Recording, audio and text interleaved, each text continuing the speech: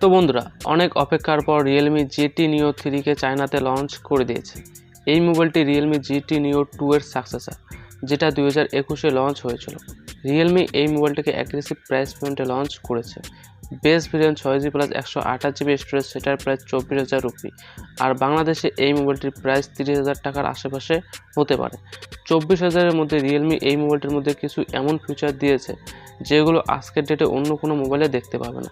সবার প্রথমে এই মোবাইলটি তোমরা ফার্স্ট লুক দেখে নাও, যেটা দেখতে খুবই ভালো আর প্রিমিয়াম। পিছন দিকে ট্রিপল ক্যামেরা সেটআপ হবে। 8.2 mm এই মোবাইলটির থিকনেস, আর এই মোবাইলটির ওয়েট 188 গ্রাম। এই মোবাইলটি খুবই লাইট ওয়েট, মানে যারা লাইট ওয়েট স্মার্টফোন পছন্দ করে ভালো ফিচারের সাথে, তো এই মোবাইলটি তাদের জন্য একটা ভালো অপশন হবে। যদি কথা বলি ডিসপ্লেকে নিয়ে, তো Realme এই মোবাইলটির মধ্যে ফ্ল্যাগশিপ লেভেলের ডিসপ্লে অফার করেছে। 6.7 ইঞ্চির full HD plus 10 bit OLED display, 120 হার্টজের রিফ্রেশ রেট, এর সাথে HDR10+-এর সাপোর্ট। ইন ডিসপ্লে ফিঙ্গারপ্রিন্ট সেন্সরও এই মোবাইলটির মধ্যে পেয়ে যাবে। খুবই প্রিমিয়াম ডিসপ্লে এটা, কন্টেন্ট দেখার জন্য আর গেমিংয়ের জন্য এই ডিসপ্লেটি ভালো। ওভারঅল ডিসপ্লেকে নিয়ে এই মোবাইলটির মধ্যে কোনো অসুবিধা হবে না। আর ভিডিওটি ভালো লেগে থাকলে ভিডিওটিকে অবশ্যই লাইক করে দিও, আর ভিডিওটি ভালো না লেগে থাকলে ডিসলাইক করে দিয়ে নিচে কমেন্ট করে বলবে ভিডিওটি কেন ভালো লাগেনি। যদি কথা বলি পারফরমেন্সকে নিয়ে, যেটা এই মোবাইলটির হাইলাইটিং ফিচার, এখানে ফ্ল্যাগশিপ লেভেলের চিপসেট পাবে। MediaTek Dimensity 8100।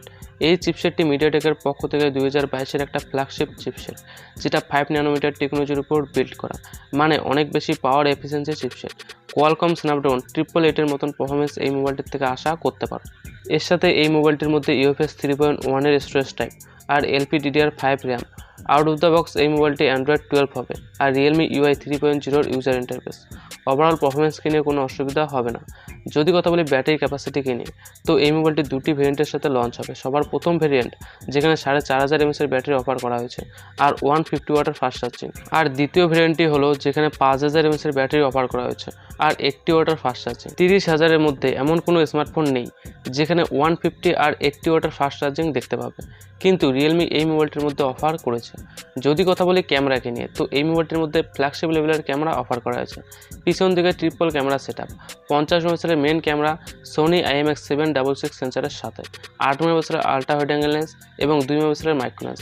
এই মোবাইলটির মধ্যে ওআইএস সাপোর্ট পাবে, যেটা ভিডিও করার সময় অনেক হেল্প করে।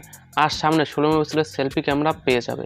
মোট কথা হলো যে যদি তোমাদের বাজেট 25,000-এর আশেপাশে আর তোমরা একটা অলরাউন্ডার স্মার্টফোন কিনতে চাও, যেখানে ডিসপ্লে, ডিজাইন, পারফরমেন্স, ক্যামেরা, এর সাথে ব্যাটারি, এই সব কিছু মোবাইলটির মধ্যে ভালো হওয়া উচিত, তো এর জন্য তোমরা এই মোবাইলটির জন্য ওয়েট করতে পারো। যদি কথা বলি লঞ্চ ডেটকে নিয়ে, তো এই মোবাইলটিকে ইন্ডিয়াতে এপ্রিলের শেষের দিকে নয়তো মের প্রথম দিকে এই মোবাইলটিকে এক্সপেক্ট করতে পারো। বাকি বন্ধুরা তোমরা কমেন্টস করে বলবে তোমরা এই মোবাইলটির জন্য এক্সাইটেড কিনা।